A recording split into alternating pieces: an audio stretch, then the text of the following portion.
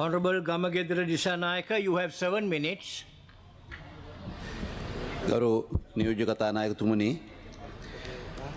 අද ඓතිහාසික දවසක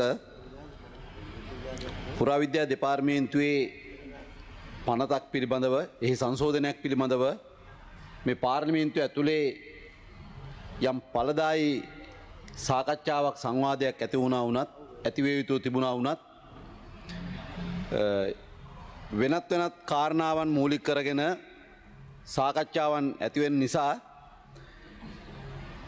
මේ ශේස්ත්‍රයට මේ විෂයට තැබිය යුතු වටිනාකම අඩුවෙමින් යනවා වගේ හැඟීමක් මට දැනෙනවා මේ විවිධ මන්ත්‍රීතුමන්ලාගේ කතා දිහා අහගෙන හිටපුවාම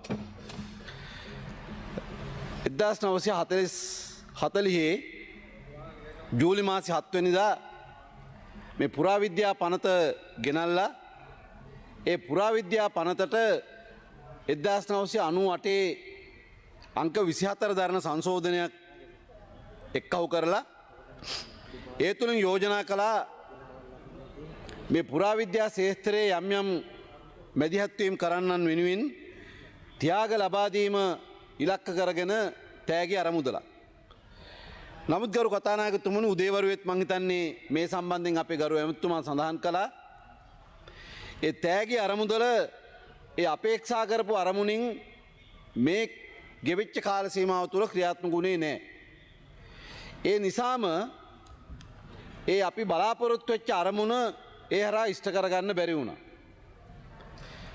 සමහර වෙලාවට ඒ ත්‍යාග ලැබිය යුතු පිරිස් යම් අධෛර්යයකටපත් වුණා Tamante ඒ හරහා ප්‍රතිලාභයක් නොලැබීම නිසා.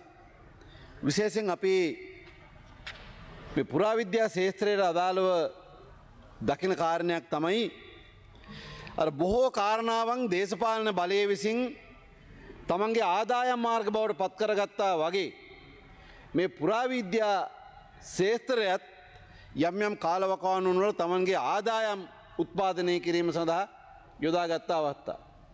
ඒ නිසා තමයි අපිට ඉතිහාසයේ වරින් වර තැන් තැන්වල නිදහන් කැඩීම් පිළිබඳව තොරතුරු වාර්තා වෙන්නේ. ඒ නිදහන් කැඩීම් පිළිබඳව ඒ පිටුපස්සේ සිටින දේශපාලඥයන් පිළිබඳව කියවෙන්නේ. ගරු නියෝජ්‍ය කතානායකතුමනි අපි පහුගිය කාලය තුල සියසින් දැකලා තිබෙනවා එවැනි ආකාරයේ මැදිහත් වීම.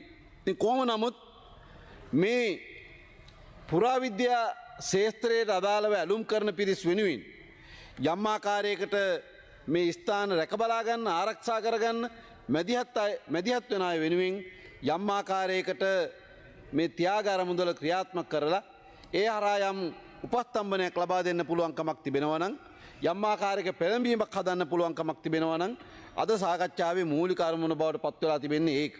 මං හිතන්නේ අපි සියලු දෙනා කිසිදු ભેදයකින් තොරව ඊට අනුමැතිය ලබා දෙයි කියලා අපි හිතනවා. අද පුරාවිද්‍යා ශාස්ත්‍රය කොයි වගේ තැනක තියෙන්නේ? අපි හැම කෙනාම වගේ දන්නවා අද මේ පුරාවිද්‍යාව කිව්වහම ආයතනයකට එහෙමත් නැත්නම් නිලධාරීන් ප්‍රමාණයකට විතරක් අයිති ශාස්ත්‍රයක් හැටියට තමයි බොහෝ දෙනා සලකන්නේ. මෙය ඒ ආයතන මට්ටමින් එහෙමත් නැත්නම් අර නිලධාරී මට්ටමින් එහා ගිහිල්ලා ප්‍රජාවත් එක්ක සම්බන්ධ කිරීමේ අවශ්‍යතාවයක් තිබෙනවා. ඒ නිසා අද ජාතික පුරාවිද්‍යා දිනය සමරන දවසේදී අපි ඒ වෙනුවෙන් විශේෂ වැඩසටහනක් ක්‍රියාත්මක කරන්න ආරම්භයක් ගත්ත ගරු නියෝජ්‍ය කතානායකතුමනි. උරුමයට ජීවයක් කියන තේමාවෙන් අද අපි පටන් ගත්තා රට පුරාම ඓතිහාසික පුරාවිද්‍යාත්මක වටිනාකම් සහිත ස්ථාන සංරක්ෂණය කිරීම සඳහා වෙච්ච වැඩපිළිවෙලක්. ඒ වැඩපිළිවෙල ක්‍රියාත්මක කරද්දී අපි හැමදාමත් විශ්වාසය තියනවා වගේ ප්‍රජාව මත තමයි විශ්වාසය තිබ්බේ. මේ දක්වා අපේ පුරාවිද්‍යාව ජනතාවෙන් විතැන් වෙච්ච ජනතාවගෙන් දුරස්ත වෙච්ච විශේෂ ක්ෂේත්‍රයක් හැටියටයි තිබුණේ. ඒ නිසා අපි නව රජයක් හැටියට මේ පුරාවිද්‍යා ස්ථාන බෞද්ධ, හින්දු, කතෝලික, ඉස්ලාම් විවිධ ජාතිකත්වයන්ට අයිති, විවිධ ආගමික ක්ෂේත්‍රයන්ට අයිති මේ පුරාවිද්‍යාත්මක ස්ථාන හඳුනාගෙන ඒ ස්ථානවල කැනීම් කරන්න Honorable Gamagedra Dissanayake, you have 2 minutes left. Yes. සංරක්ෂණය කරන්න එවගේම අවශ්‍ය වෙනවනම් එම ස්ථාන වෙනුවෙන් තවතවත් මැදිහත්වීම් කරන්න ව්‍යූහයක් ගොඩනගලා තිබෙනවා. ප්‍රජාවත් දායක කරගත්ත මේ ස්ථානවල අපි ගොඩනගන්න බලාපොරොත්තු වෙනවා ප්‍රජා සංරක්ෂණ කමිටුවක්.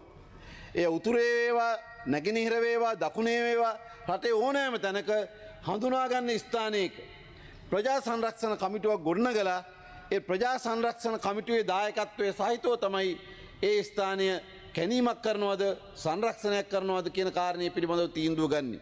ඒ සඳහා දායක වෙනවා අපේ පුරාවිද්‍යා නිලධාරීන්. ඒ වගේම අපි බලාපොරොත්තු වෙනවා මේ ප්‍රජාවත් එක්ක යම් කතිකාවතක් මේ සඳහා ආරම්භ කරන්න. ඒ වෙනුවෙන් ඒ ප්‍රදේශයේ ඉන්න ආගමික නායකයන්, ඒ වගේම ප්‍රජානායකයන්, පළාත් පාලන ආයතන, ආරක්ෂක මේ වගේ පිරිස් ඒක රාශී කරගෙන මේ ස්ථාන වෙනුවෙන් වැඩපිළිවෙළ ඉදිරියට ක්‍රියාත්මක කරන්න අපි බලාපොරොත්තු වෙනවා.